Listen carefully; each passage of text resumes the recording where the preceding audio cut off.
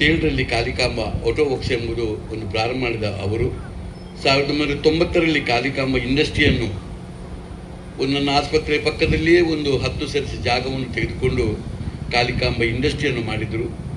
1991ರಲ್ಲಿ SKF ಇಂಡಸ್ಟ್ರಿಯನ್ನು ಬನ್ನಡಕದಲ್ಲಿ ಅವರು ಮಾಡಿದ್ದು ಮಾತ್ರ ಅಲ್ಲ, ಅದು ಕೇವಲ ದಕ್ಷಿಣ ಕನ್ನಡಿಗೆ ಸೀಮಿತವಾಗದೆ ರಾಜ್ಯಕ್ಕೆ ವಿಸ್ತರಿಸಿ, ದೇಶಕ್ಕೂ ವಿಸ್ತರಿಸಿ, ಹೊರದೇಶಕ್ಕೂ ವಿಸ್ತರಿಸಿ ಇವತ್ತು 21 ಪ್ರದೇಶಗಳಲ್ಲಿ ತನ್ನ ವಹಿವಾಟನ್ನು ಮಾಡಿಕೊಂಡು ಬರೀ ಕೈಯಲ್ಲಿ ಬಂದಂಥ ವ್ಯಕ್ತಿ ಇವತ್ತು ಒಂದು ವಾರ್ಷಿಕವಾಗಿ ಹತ್ತಿರ 400 ಕೋಟಿಯ ವಹಿವಾಟನ್ನು ಮಾಡೋದು ನನಗಂತೂ ಭಾಳ ಸಂತೋಷವನ್ನು ಕೊಟ್ಟಿದೆ. ಇವತ್ತು ಅವರು ಇಡೀ ಒಂದು ಫ್ಯಾಕ್ಟ್ರಿಗಳಲ್ಲೂ ಕೂಡ ಭಾಳ ಪ್ರಮುಖವಂಥ 3 ರೈಸ್ ಮಿಲ್ ಪ್ಲ್ಯಾಂಟು, ಆಮೇಲೆ ಸೀವೇಜ್ ಟ್ರೀಟ್ಮೆಂಟ್ ಪ್ಲ್ಯಾಂಟು ಮತ್ತು ಮಿನರಲ್ ವಾಟರ್ ಪ್ಯೂರಿಫೈ ವಾಟರನ್ನು ಕೊಡುವಂಥ ಪ್ಲ್ಯಾಂಟನ್ನು ಮಾಡಿದ್ದು ಮಾತ್ರ ಅಲ್ಲದೆ ಇವತ್ತು ಭಾಳಷ್ಟು ನಮ್ಮ ರಾಜ್ಯದಲ್ಲಿ ಗುರುಸನ್ನು ಕೊಟ್ಟಿದ್ದಾರೆ. ಅವರ ಎಷ್ಟು ಅವರು ಎಷ್ಟು ಏರುಪೇರನ್ನು ಕಂಡೆವು, ಎಷ್ಟು ಸುಖ ದುಃಖವನ್ನು ಕಂಡೆವು. ಆದರೆ ನಮ್ಮ ಹೋರಾಟ ಮನೋಭಾವ ಮಾತ್ರ ನಾವು ಮಾಡಿಕೊಂಡು ಬಂದಿದ್ದರಿಂದ ಈ ಸ್ಥಿತಿಗತಿಗೆ ಬಂತು. ನನಗೆ ಅವರಲ್ಲಿ ಬಹಳ ಸಂತೋಷ ಅಂತ ಕೇಳಿದರೆ, ನನ್ನ ಹಾಗೆ ನಾವು ಹೇಗೆ ಎಲ್ಲಿಂದ ಪ್ರಾರಂಭ ಮಾಡಿದೆವು, ಎಲ್ಲಿಗೆ ಹೋಗಿ ಮುಟ್ಟಿದ್ದೇವೆ, ಪ್ರತಿಯೊಂದು ಏಣಿಯ ಮೆಟ್ಟಲು ಕೂಡ ನಮಗೆ ಸ್ಪಷ್ಟವಾಗಿ ಗೊತ್ತಿದೆ. ನಮಗೆ ಯಾರೆಲ್ಲ ಸಹಕಾರ ಮಾಡಿದ್ದಾರೆ, ಯಾರೆಲ್ಲ ನಮ್ಮೊಟ್ಟಿಗಿದ್ದಾರೆ, ಏನು ನಮ್ಮ ಬದುಕಿನಲ್ಲಿ ತಿರುವು ಕೊಟ್ಟಿದ್ದಾರೆ ಎಂಬುದರ ಬಗ್ಗೆ ನಮಗೆ ಸ್ಪಷ್ಟ ನೆನಪಿದೆ ಮತ್ತು ಅದನ್ನು ಮರೆತುಕೊಳ್ಳುವಂಥ ಪ್ರಶ್ನೆ ಇಲ್ಲ. ಇದು ರಾಮಕೃಷ್ಣ ಆಚಾರ್ಯವರಲ್ಲಿದ್ದಂಥ ವಿಶೇಷವಾದಂಥ ಒಂದು ಮನೋಧರ್ಮ. ಈಗ ಕೆಲವೇ ವ್ಯಕ್ತಿಗಳಿಗೆ ಇಂಥ ಒಂದು ಸಮಾಜದ ಪರಿಕಲ್ಪನೆ ಇರುವುದು.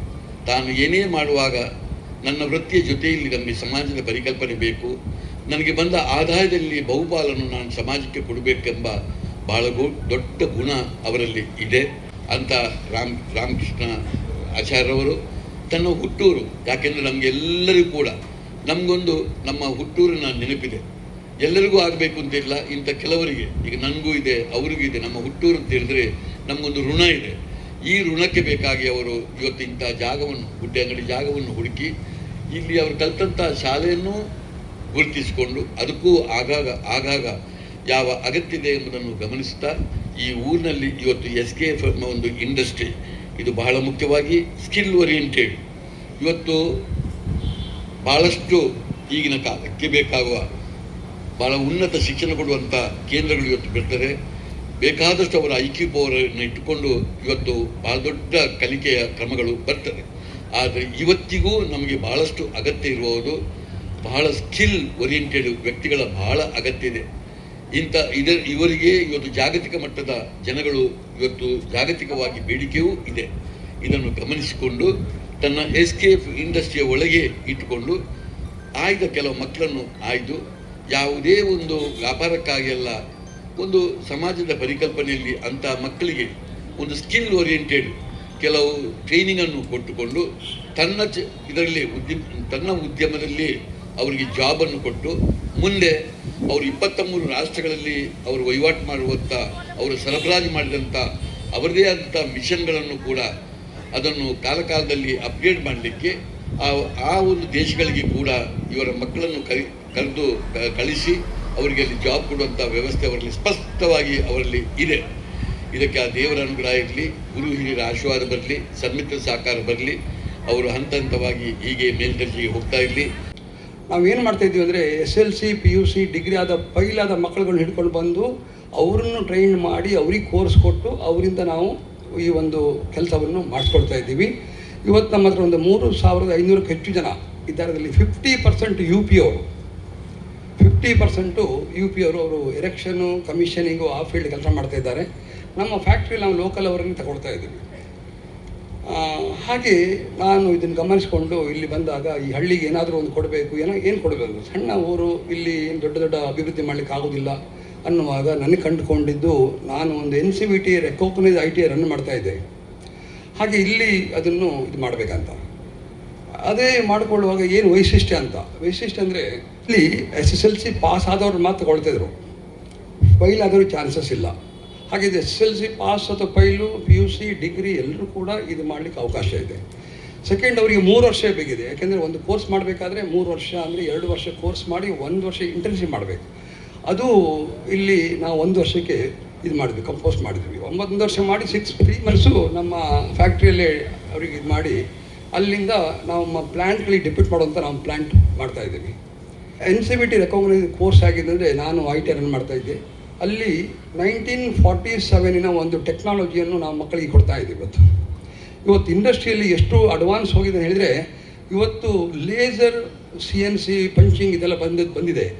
ಆದರೆ 1947 ಒಂದು ರ್ಯಾಕೆಟಲ್ಲಿ ಹೋಲ್ ಮಾಡುವಂಥ ಟೆಕ್ನಾಲಜಿಯನ್ನು ಇವತ್ತು ಸರ್ಫೇಸ್ ಲೆವೆಲ್ ಮಾಡೋದು ಫೈಲ್ ಮಾಡುವಂಥ ಟೆಕ್ನಾಲಜಿಯನ್ನು ಮಕ್ಕಳಿಗೆ ಕೊಟ್ಟು ಅವರ ಒಂದು ದಿನದ ಕೆಲಸವನ್ನು 10 ನಿಮಿಷ 5 ನಿಮಿಷದಲ್ಲಿ ಮಾಡುವಂಥ ಟೆಕ್ನಾಲಜಿಗೆ ಅಪ್ಡೇಟ್ ನಾವು ಮಾಡ್ಕೊಳ್ತಾ ಇಲ್ಲ. ಈ ಹುಡುಗರು ಇಂಡಸ್ಟ್ರಿ ಬಂದರೆ ರೀಚ್ ಆಗೋದಿಲ್ಲ. ಹಾಗಾಗಿ ಇದೆಲ್ಲವನ್ನು ಕಂಪೋಸ್ ಮಾಡಿ ಇಲ್ಲಿ ಇದು ಮಾಡಿದ್ದೀವಿ. ಈ ವೆಲ್ಡರು ಫಿಟ್ಟರ್ ಅನ್ನೋದು ಕಾಮನ್ ಇಂಡಸ್ಟ್ರಿಗೆ. ವೆಲ್ಡರ್ ಬೇರೆ, ಫಿಟ್ಟರ್ ಇಲ್ಲ. ವೆಲ್ಡರೇ ಫಿಟ್ ಮಾಡಬೇಕು, ಫಿಟ್ಟರ್ ವೆಲ್ಡ್ ಮಾಡೋ ಆ ಥರ. ಹಾಗೆ ಇಲ್ಲಿ ನಾವು ಕ್ಲಬ್ ಮಾಡಿದ್ದೀವಿ.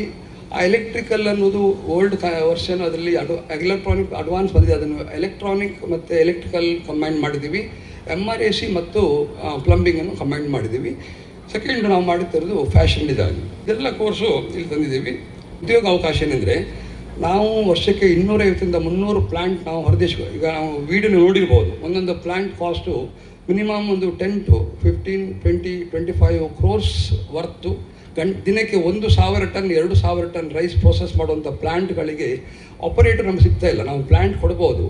ನಾವು ಇಲ್ಲಿ ಆದ ಮಕ್ಕಳನ್ನು ಟ್ರೈನ್ ಮಾಡಿ ಅಲ್ಲಿ ಆಪರೇಟರ್ ಆಗಿ ಡೆಪ್ಯೂಟ್ ಮಾಡಿದರೆ ಸೌತ್ ಇಂಡಿಯಾಕ್ಕೆ 45,000-60,000 ಸಾವಿರ, ನಾರ್ತ್ ಇಂಡಿಯಾಕ್ಕೆ 65,000-80,000, ಅಬ್ರಾಡ್ ಬೇರೆ ಅದರ್ ಕಂಟ್ರಿ ಕಳಿಸಿದರೆ ಅಲ್ಲಿ ಸಾಮಾನ್ಯ ಅವರಿಗೆ $3,000 ಅಂದರೆ ಸಾಧಾರಣ 3 ಲಕ್ಷ ಸಂಬಳ.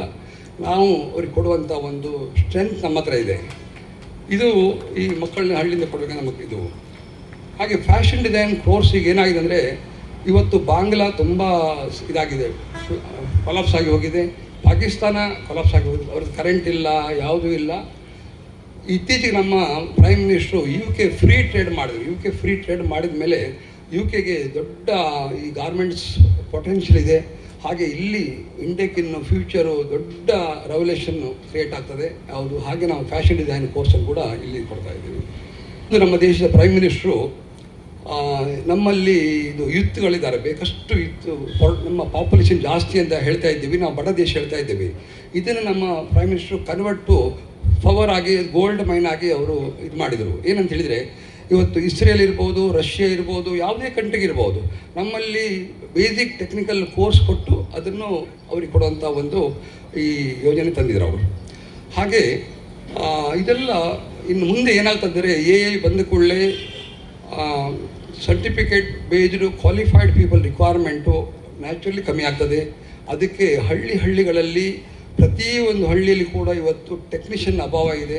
ಪ್ರತಿಯೊಬ್ಬನು ಹಳ್ಳಿಯಲ್ಲಿ ಜೀವನ ಕಟ್ಟಿಕೊಳ್ಳುವಂಥ ಅವಕಾಶವನ್ನು ಕಲ್ಪಿಸಲಿಕ್ಕೆ ಇಂಥ ಒಂದು ಟೆಕ್ನಿಕಲ್ ಕೋರ್ಸ್ ನಾವು ಲಾಂಚ್ ಮಾಡಿದ್ದೀವಿ.